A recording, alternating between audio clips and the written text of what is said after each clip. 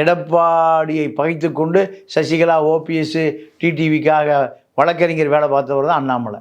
இப்போ அந்த அண்ணாமலை தெருவில் தெரிகிறார். எடப்பாடி சொல்லுவதை அமித்ஷா கேட்பார்.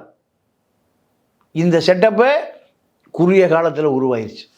ஏன்னா பாஜகவுக்கு ஆர்எஸ்எஸ் பெரிய நெருக்கடி கொடுக்குறான். நினைத்த நேரத்தில் 4-5 மாநில முதல்வர்களை சேர்த்தக்கூடிய அதிகாரம் தமிழ்நாட்டில் இருக்குது. பிஜேபிக்கு எதிராக, சனாதனத்துக்கு எதிராக, சாதியத்துக்கு எதிராக, ஆன்மீகத்துக்கு எதிராக, மோடிக்கு எதிராக, சங்கி கூட்டத்துக்கு எதிராக, விஸ்வ பரிசு எல்லாத்துக்கும் எதிராக பினராயி விஜயன் உடனே சேர்ந்துடுறாரா?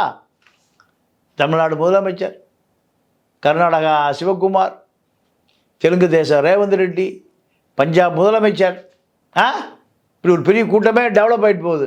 இது யாருக்கு? பிஜேபிக்கு எதிராக. அப்போது முதல்ல தமிழ்நாட்டில் திமுகவை வீழ்த்த வேண்டிய தேவை பாஜகவுக்கு வந்திருக்கு. இந்த பாஜக நேரடியாக நின்று வீழ்த்த முடியுமாங்க? யாரை வச்சு முடியும்?